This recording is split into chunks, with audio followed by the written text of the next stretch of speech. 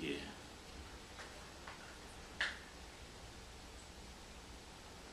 Who is a regular student here? And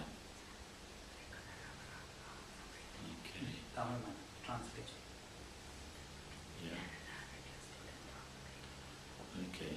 And there are some people who... Is anyone here for the first time today? No, probably not. Just by contact. Yeah, this topic, I mean, if I think about it, it's all about how far we're prepared to go in terms of achieving, in this case, achieving some sort of inner balance. And we know that the world around us is crazy. Even today, we got the news that North Korea has launched a missile that probably could reach Alaska. So Mr. Trump is a little bit worried, I think. And so you've got these sort of crazy situations at a global level. And if you just look at any area of human activity, anywhere, whether it's politics or education or religion or anywhere, economics, there's a lot of confusion. And of course, what happens on a global level, though we don't realize it, ends up affecting every one of us. Like, I remember I visited some indigenous people in Bolivia, and even they were complaining about having to pay extra for the corn, right? So the corn market and the world market of corn and so on, it ends up affecting, very simple people in the outback of Bolivia. So whatever's going on, especially climate, just look at the climate. What people don't realize is even though it's not just a problem of the oceans getting hotter, but actually they're getting less oxygen. So the marine life is really suffering, and the ecosystems are suffering, and the weather patterns are suffering. It's raining where it shouldn't rain, and it's not raining where it should rain. It's hotter or colder. It's crazy, So whatever you look at, the world is going through some sort of convulsion, in a sense. And you can't really find any good leaders around to say that, yes, we will put our faith in these people. Very difficult. So people are a little bit lost. Even though, for example, in USA, the crime rate the figures have become better, but people are more anxious and more anxiety is growing because the unpredictability is growing, the uncertainty, in other words. So uncertainty is part of our daily life, right? Anything can happen to anyone at any time, anywhere. Right? We don't know. We don't know what's going to happen tomorrow. We could get some bad news. I hope that doesn't happen, but bad news is a possibility from some side or the other. And at a personal level, because of the need to do more, right? The need to, even to keep a job, you have to up your qualifications. You have to have better and better qualifications for lesser and lesser jobs, in a sense. A lot of competition at work. So most people that I know, that I work with, they suffer because of their own relationships or because of their work. So we would like to be able to do more, but we actually end up doing a lot but not getting much done. And one of the things that has helped me over the years is to understand that no matter what the chaos is happening, there are three things that can help me get through it. One is a sense of identity. Like I have to strengthen our sense of identity to the extent that the idea that I have of myself is, is stable. Doesn't change, it's more constant. So I know who I am, doesn't matter what else is going on, what I am essentially doesn't change. So that gives me a sense of strength, no matter what's going on. Because if I don't have that, then I can easily just let things carry me this way and that way. And therefore become depleted in my power. So there's a lot of value in understanding who I am internally. And that's something I've learned over the years. I used to do a lot of experimentation with myself just to check my own limits. I was very inspired by Mahatma Gandhi's autobiography, in which he calls Experiments with Truth, in which he uses his own body and his own situation to test ideas. And I also had a big inspiration from another book called The Autobiography of a Yogi by Paramahansa Yogananda, in which he also is saying, well, what you have to do. I was inspired to go to try out these both ideas. So after traveling a lot, and I was only very young, I was only 22 at the time, but I'd already, by the time I was 22, I already had visited about 40 countries. So I was old before my time, I'd seen everything in that short time. Then I decided to have an experiment with being in silence, to see how far I could go being alone also. Alone and in silence. So I chose a very exotic place to do that in. I went to Morocco. I was in London, and I decided to do this experiment in Morocco. So I went down to Spain, took a boat across near the Straits of Gibraltar, and I walked about 20 kilometers along the highway, and there was an old Spanish fort near the water. On a small hill there was a stream. It was abandoned, right?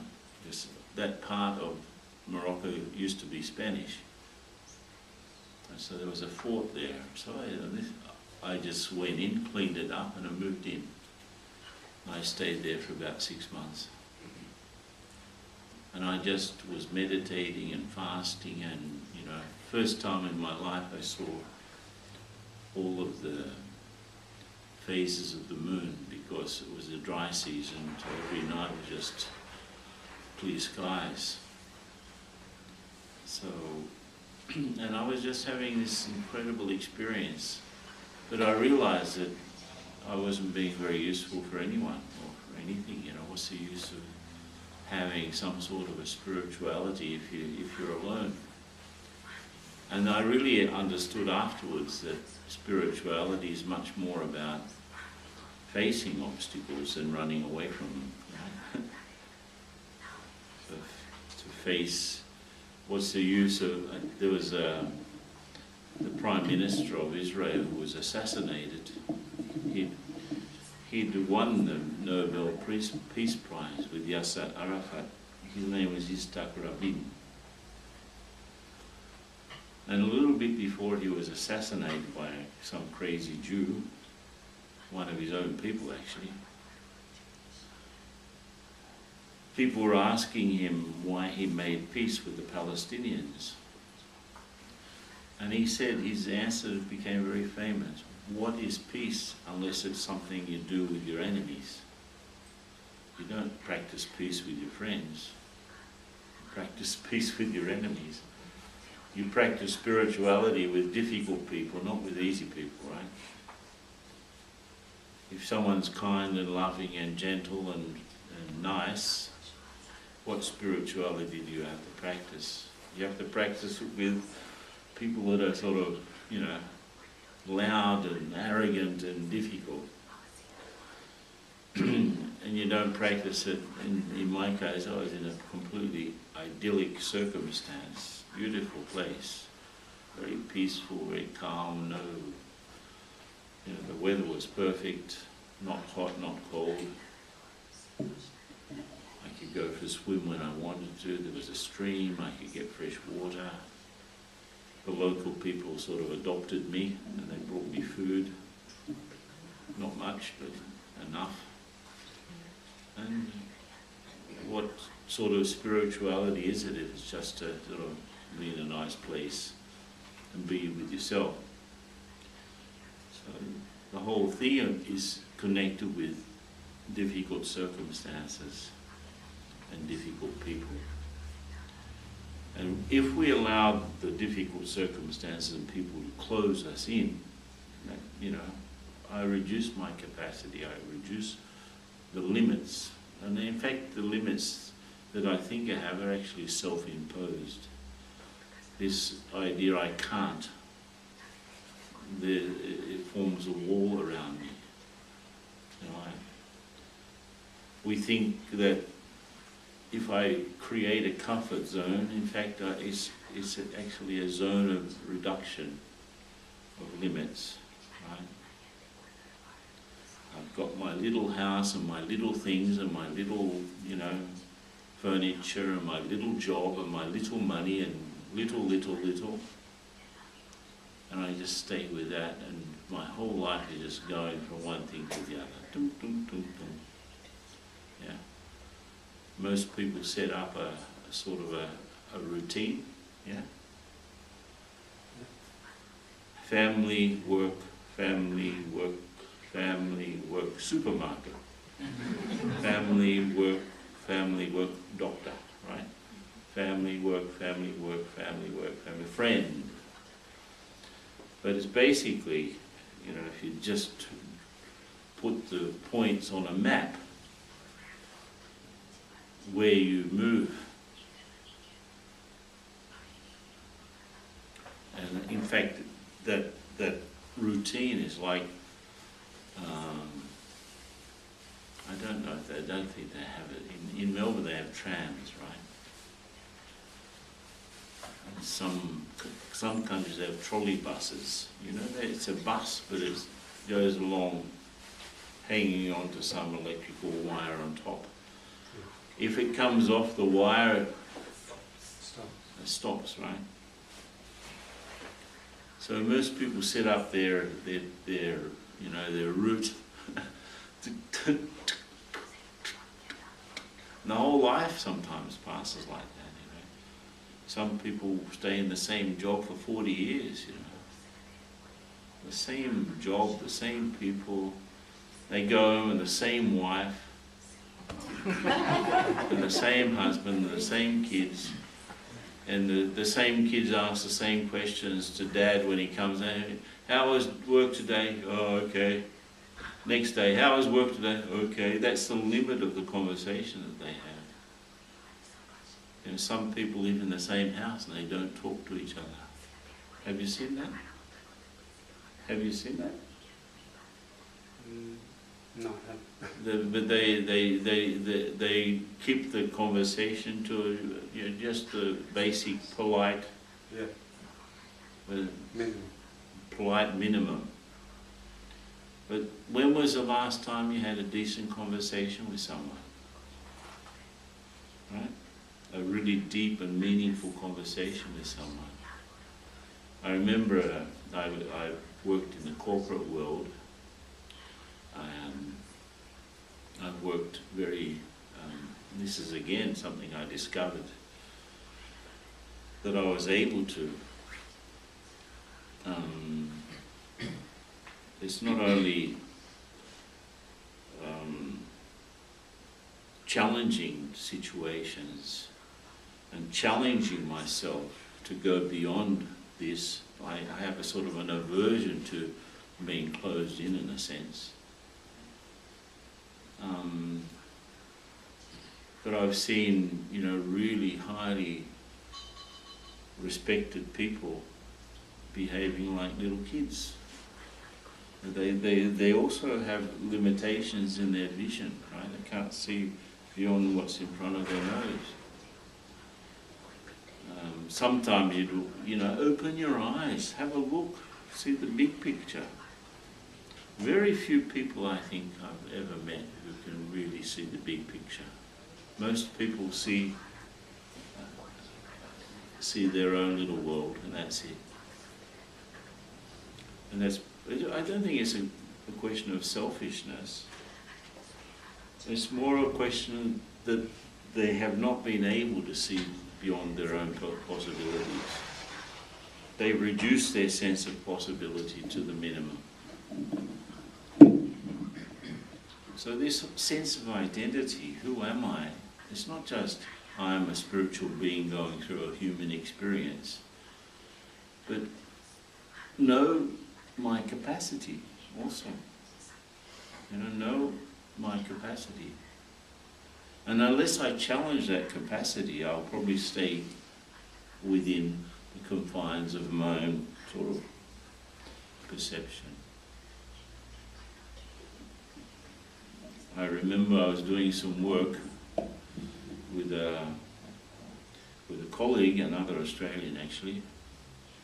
We were working with the governor of a state in Mexico. We were trying to, make his state government, like a showcase. Because I worked in strategic planning and so on, organisational development as a consultant. And he,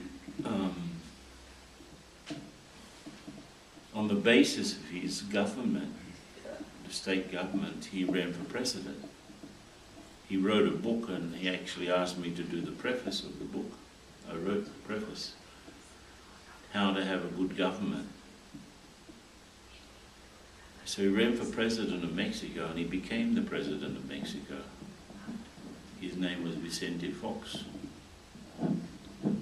And when he assumed the presidency, he asked myself and this other guy who'd been working with him if we could do a turnaround in the Ministry of Education. And I looked at my colleague and he looked at me. Ministry of Education is a nightmare, And because his government platform was based on having better education for everyone, it was going to be his big showcase in a way. And so we took it on. And when we found out how many people worked there, it was like, first of all, it was after 70 years of one-party rule. Yeah, so it was just like so much corruption. In fact, my colleague had to walk around with a bodyguard the whole time because he was doing the political arrangements and I was in more of the operational side. I was training up the internal people of the ministry to run different programs of getting things better. But just the complexity, there were 400,000 employees in the Ministry of Education, like 400,000. Probably only needed about 100,000. But it was like jobs for the supporters of this party. We had to reduce the numbers and, oh my God, the most complex arrangement you could imagine. But first of all, there was a faith in our capacity to do something. Secondly, we decided that, well, what works in one human being should work for a whole bunch of human beings. And what we used was a sort of a tool that's been very useful for me. If I have focus on the few things that matter, if I train myself to focus on the few things that matter, and I become interested in those things, that will feed my will. That will feed my willingness, actually. My motivation will motivate me. These are a few great things that I'm going to go after, so I feel motivated. And the third part of this equation was the capacity. So I'm focused, I want to do it, and I am able to do it. So the capacity building comes up. So all we did basically was train people to have more focus, to focus on the few things that matter. Over the next, say, 2 years, what are the three main things that are going to make a big difference here for you, in your team, in your group, your department? How can we motivate people to do that, and how can we build up the capacity to do it?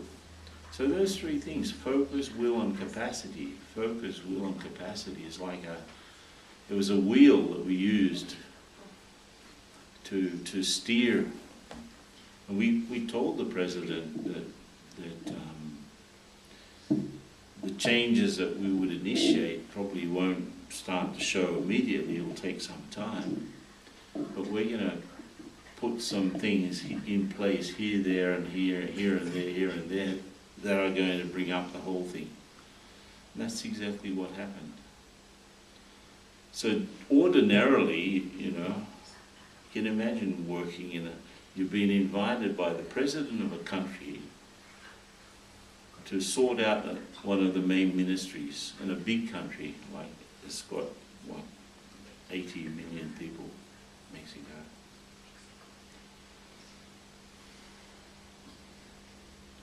So naturally, when you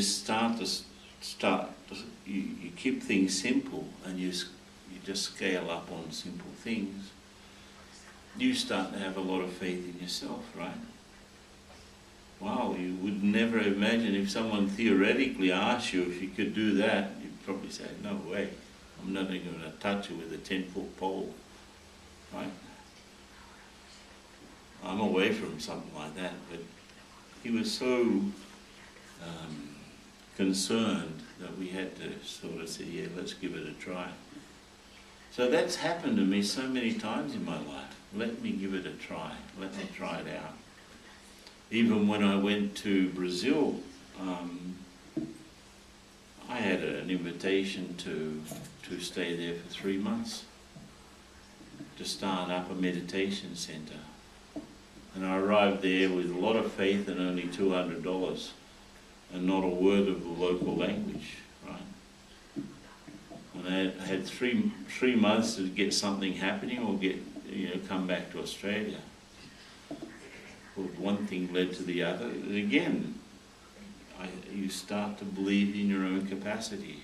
You start to focus on the things that matter. And you start to destroy all of the myths that you've created about yourself. Just try it. Just try it and you'll see that you can go further than what you think you can. You can do more than what you think you can, right? And of course, in all of that, I would say that what's helped me hasn't been so much my technical knowledge, like in my professional work. I've had some very big situations.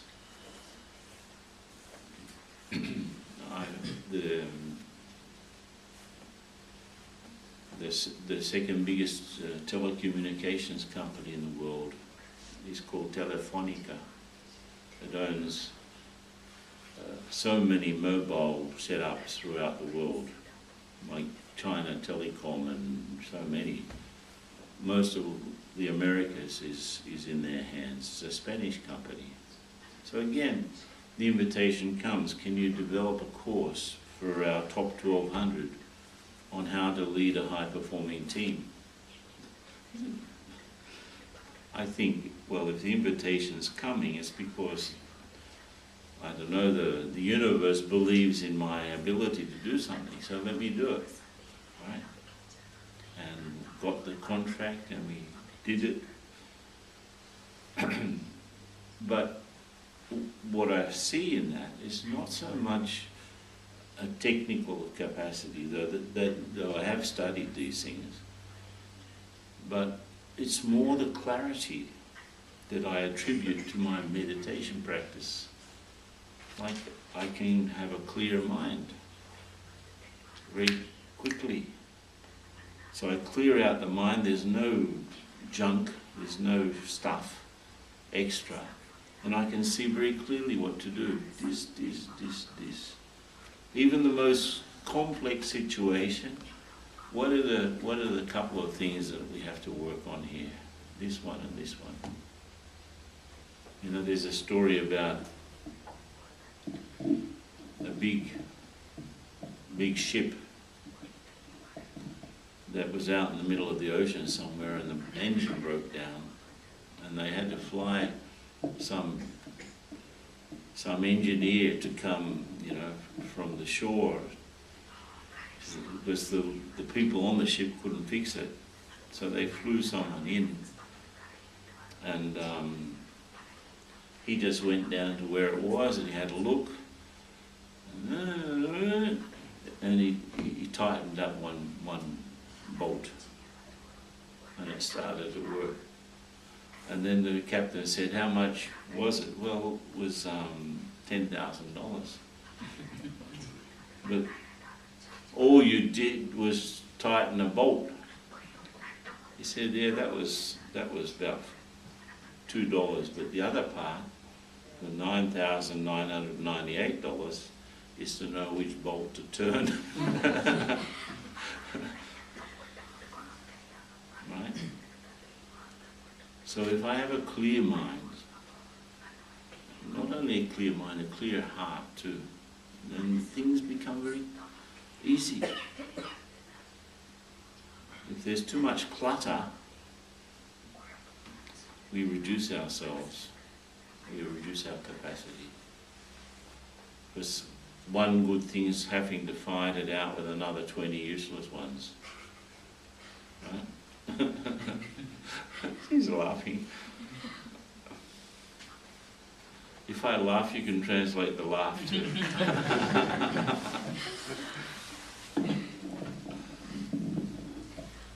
So the first thing is to know yourself and know your capacity. The second thing, you know, in this chaos that's around us, is to know your purpose.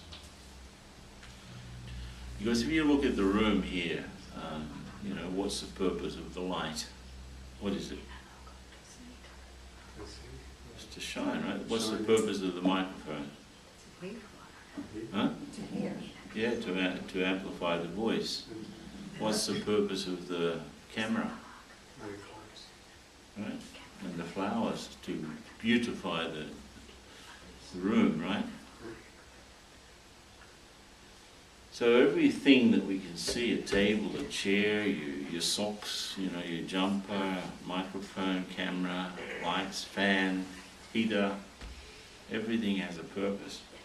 What about me? What's my purpose? So if I know, for example, that I am a peaceful being, What's the purpose of a peaceful being? Spread peace. Spread peace. Right? If I know that basically I'm loveful, what does a loveful being do? Spread love. Shares love. So it's not a big deal to what is my basic primary purpose as a spiritual being is to make things easy, to spiritualize, to calm down, to spread, be loveful. That becomes very clear. Then I have some secondary purposes, like as a father, a mother, or a professional. If I'm a doctor, I have to help people get healed. But that's secondary to the primary purpose is just to be what I am. And that makes it easy too, because if I know who I am and I know what I'm supposed to be doing, the third one is I know where I'm going, right? In other words, I know what to decide. I will decide things in such a way that I can be peaceful, loveful and caring, and I'll avoid those things that will sort of mess me up in that sense.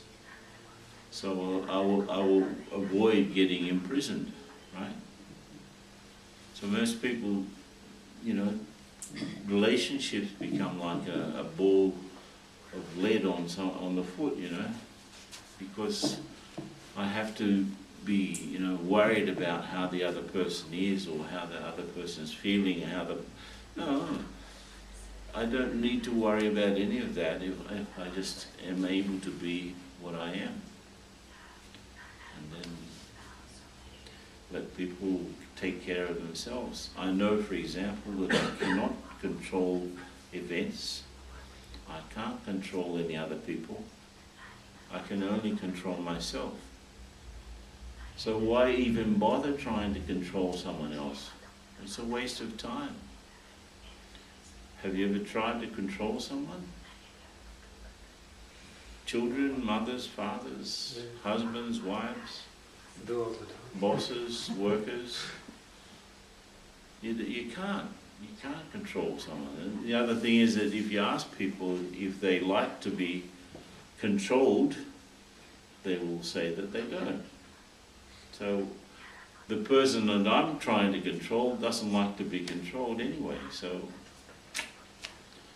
and to control events, we have to just, how do you say, everything in the whole universe self-organizes. Like a flower, right? It starts off as a seed and then it grows, and is someone there controlling every step? No, it's just coming out of the seed. Everything self-organizes. So my life, if I don't create the right conditions, it will self-organize, probably in a way that I don't like, People, for example, other people are like plants, right? Children, if I have a company or I have some people working under me, they are like plants. So what does a plant need? Water, light, good soil, right? Needs also space from other plants. If they're too close together, they will strangle each other. Needs time also to grow.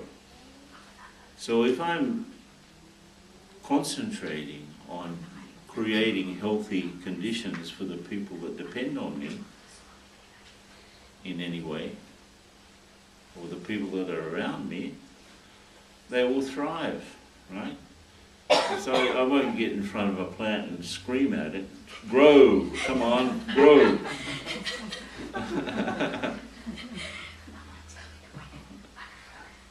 But won't grow because I want it to grow. It will grow if You don't know.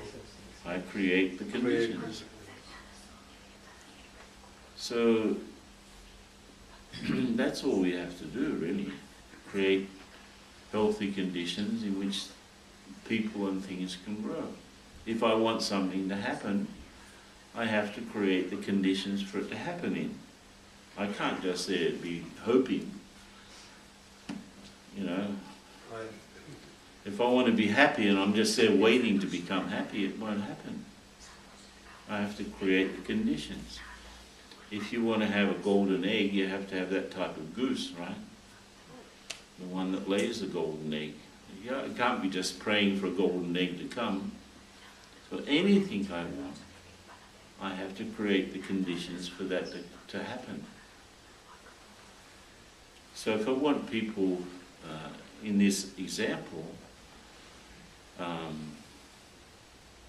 the soil in which a plant grows is the values that I surround the person with, or the child, or the people who depend on me. The light is the understanding, the knowledge. The water is the love or the care. The space is the freedom to develop, and the time is the patience that I need for it to happen. So if something doesn't happen that I want to happen, what's the conclusion? If something does not happen that I want to happen, what is the conclusion? Tell me. You haven't created the conditions. You haven't created the conditions for it to happen in. So who's to blame? Ourselves. No, it was the boss, it was the situation, it was the government, it was, Everybody else it was Mr. Trump. No, it didn't happen because I didn't do my homework. I didn't get it going. But these are sort of some of the, if I want to expand my limits, I have to think more than I have been thinking. I have to say more than I have been saying. I have to do more than I have been doing. Because if I continue doing and thinking and saying the same things that I've always done, I will continue getting the same results. You can see this with people. Do you know anyone who is always complaining? And do you ever see their conditions change? No. Why? Because they're planting seeds of complaint. What is the fruit of the plant of complaint? More complaints. So if you want mangoes and you're planting apple seeds, won't happen. If you want mangoes, you've got to plant mango seeds. Right? Actually, mango is more from the places we live rather than Sydney, right? The places that most of us are from, lots of mangoes, right? In Sri Lanka, lots of mangoes. India, lots of mangoes. Brazil, lots of mangoes. Queensland also, right? Yes. But, for you to plant a mango seed, actually you've got to open the shell on the seed a little bit. You've got to sort of pry it open and then it's okay to plant. It's a pretty hard seed actually. But anyway, if I want something, I have to do it. If I want, for example, if I want respect from people, what do I have to do? If I want joy as a result of my work, how do I have to work? Joyfully. I mean, this is not quantum physics we're talking about, right? This is just normal human being sensible. I think a lot of our problems could be solved just by being sensible. And another whole lot of our problems can be solved just by having good manners. Right? developing good manners, and you don't get into sort of difficult situations, you know. I remember I enjoy these sorts of challenges. For example, picture this situation. In Sao Paulo, where I live, it's a huge city, you know, like almost the population of Australia in one city. There's 22 million people in the metropolitan. There are like 8 million cars. So the traffic sometimes gets pretty horrendous. In fact, there's an avenue there that has 11 lanes on both sides. Can you imagine? 11 lanes. You're trying to imagine something like that. Well, there are 3, 4 and 4, like, and then on the other side 3, 4 and 4 of the river, going around the river. And so you have to be a fairly special sort of person to manage the traffic. It's not as bad as India, but traffic is more polite, I think. I think the only road rule they have in India is who gets there first. That's the only rule. Probably Sri Lanka is a bit like that too.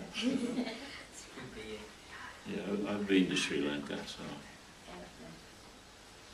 But in the rainy season, like India, Sri Lanka, when it rains, you know, like the roads become rivers. Yeah. Really torrential rain. And that naturally affects the traffic. So I was caught in such a storm, and I had to actually go about 10 kilometres. Instead of taking me 20 minutes, it took 2 hours. So I arrived where I live, and it's still raining so much, and I didn't even have an umbrella with me. And as I get to my driveway, there's someone parked in the driveway, right? And there's no one there in the car. So generally, when that happens, in the front of where I live, there's a baker's shop. They sell, you know, sort of bread, milk, and, you know, little things. And generally, people stop there to go and buy bread or milk or whatever, eggs. And so I said, probably the guy who owns this car is in there, right? So I run across the road, no umbrella, become drenched in, you know, 10 metres. And I asked if anyone owns such and such a car that's parked over there. And there's this guy having a sort of a cup of coffee on the side. He's having his coffee. And so he says, sorry, it's my car. Now, generally, most people will get angry, right? How can you, you know? Who do you think, what do you think it is? Look at the rain, you know? And if you do something like that, you also expect someone to shout at you, right? Because you do the same thing. Anyway, I'm very polite with this guy. And he said he actually had an umbrella.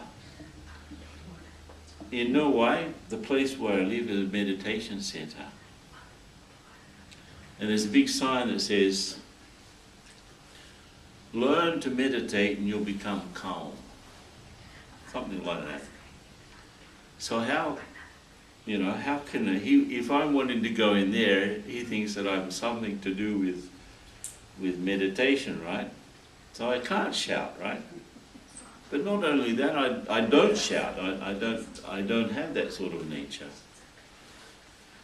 But just by being polite, and you don't need to shout. He did the same thing with me being polite, right? I didn't shout, I didn't get angry. I said, can you move the car a little bit? I just want to go in the garage and then you can park here again because I'm not going to go out again.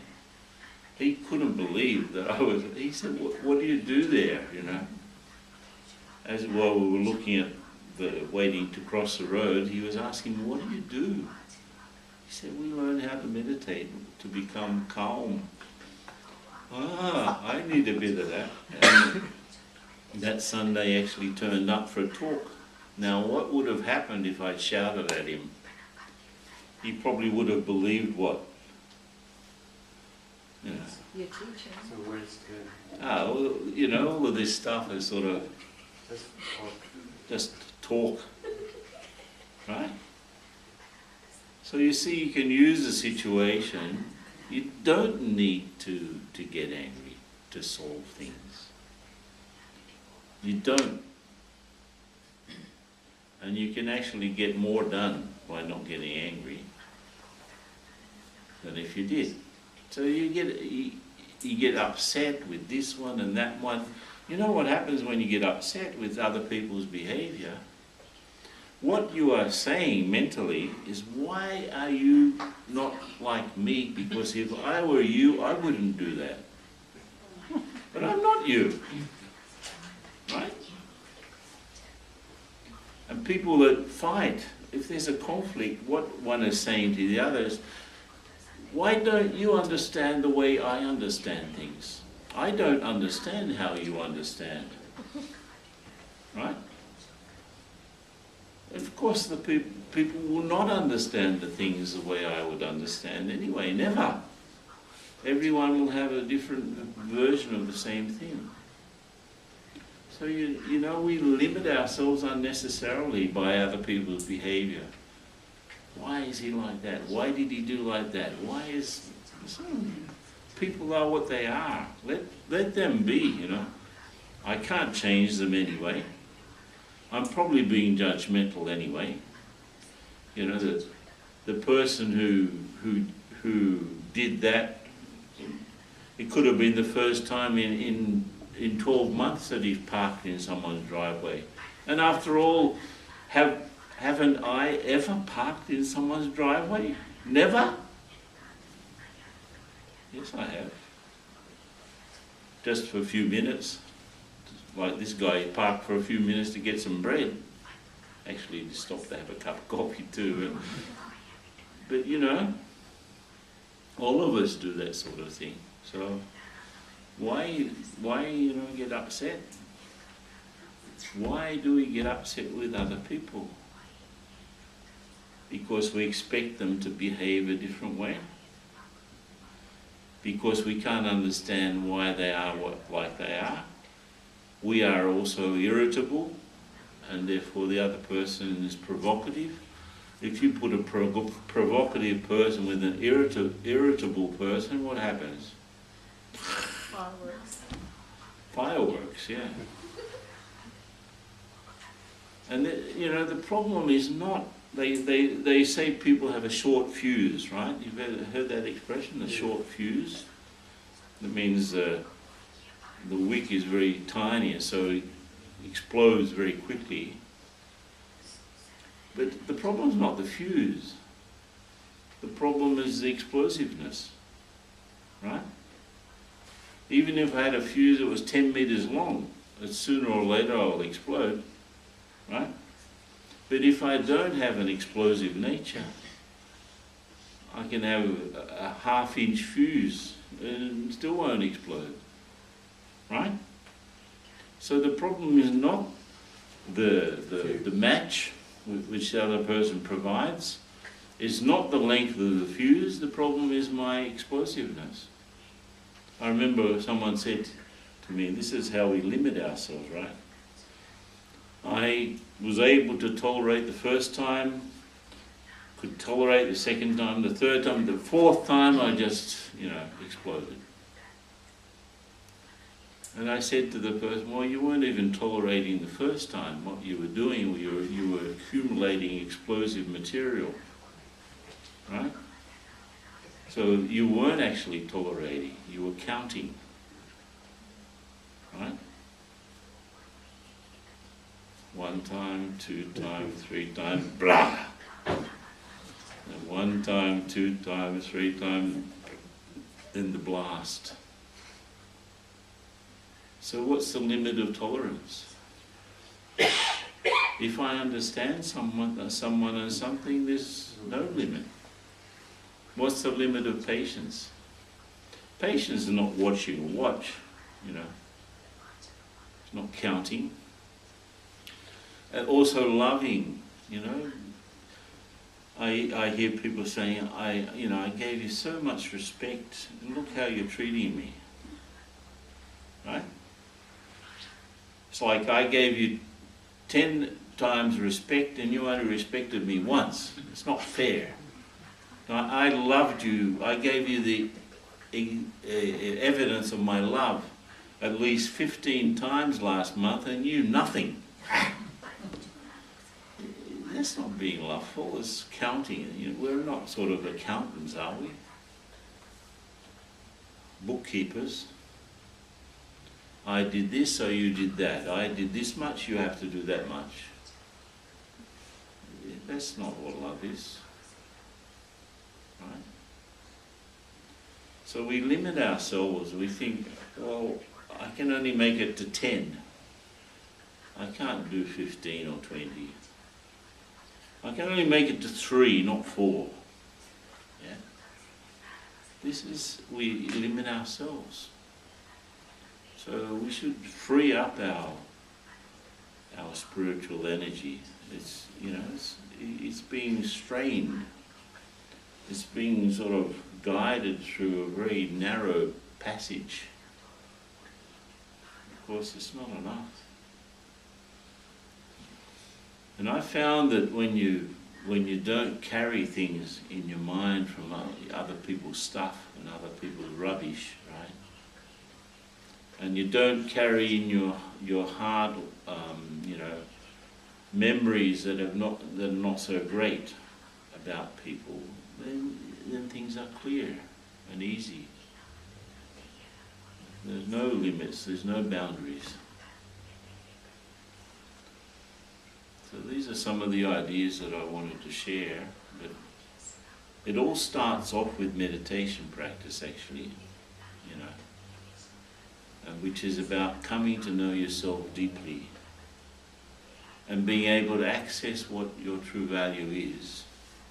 And, therefore, it's not only a question of spiritual value, but for example, if you have the experience of being a soul, a spiritual being, giving life to a physical body, then you see the difference between yourself and your own body. There is a difference. The body dies, I don't die. Right? So what happens? You end up being sort of free from the fear of death. At least you don't die, the body dies. What we call death is just the soul leaving the body. The people that stay behind, they just got a dead body with them, right? All of us have seen dead bodies, right? People that we've been to cremations and so on and so forth. I come from a Catholic community, so they always leave the body there lying, and everyone comes up and sort of, touches it or... and there's nothing there. The soul has flown. So I am the soul. I fly. Body stays. So you can imagine if you didn't have any fear. If you did not have fear, what would you be doing? If you had all of the resources at your command and no fear and you were completely free, what would you be doing with your life? Maybe the same thing that you're doing now, but probably not. Yeah? So, if I become free internally, and I overcome fear internally, and I know my own value, then I've expanded my limits. Right? And of course, in that, when I go to that other dimension of things, there's even a higher dimension where God is, right? So the soul is operating through the body and connected with the world, yeah. But also going the other way, the soul connects up with the source and understands things in an even deeper and more powerful way. You know, imagine if you could access the power source of all things, right? That's what we're doing. That's what yoga means, actually. Yoga is that connection, understanding who I am and making my connection with the Supreme One, God, Allah, Jehovah, whatever the name, that one, like a spiritual sun. And I absorb those rays and, you know, I see them operating in my life. That's basically what we do when we meditate. So let's have some experience in meditation, yeah?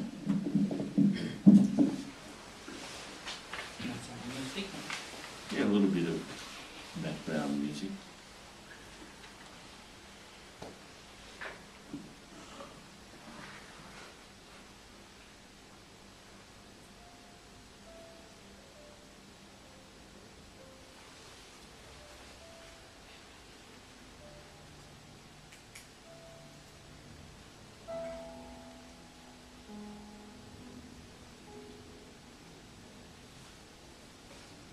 You don't need even to close your eyes. You can rest your gaze at some point in front of you.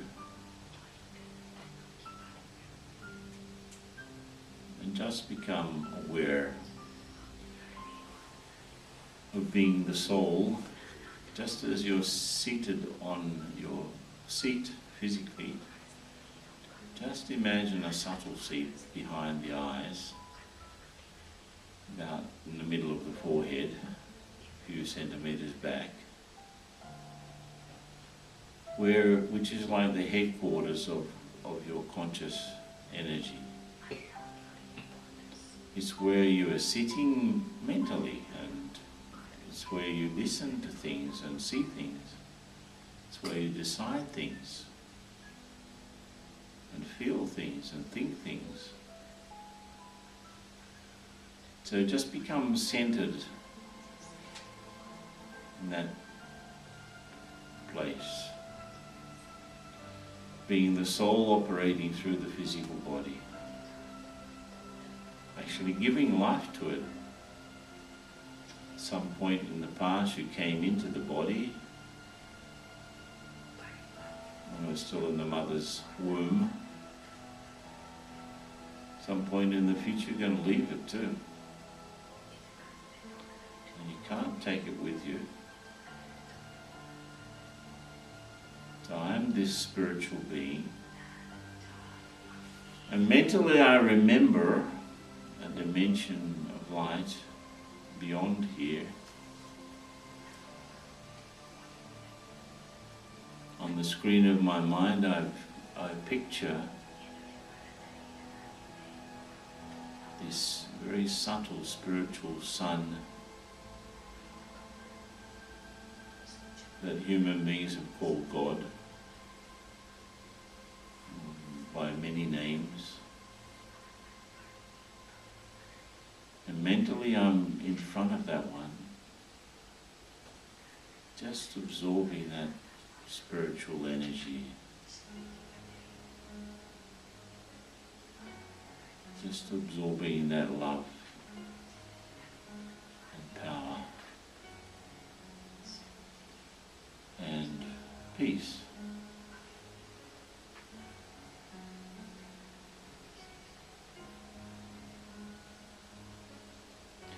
So that I also become like a small searchlight lighthouse. Just radiating these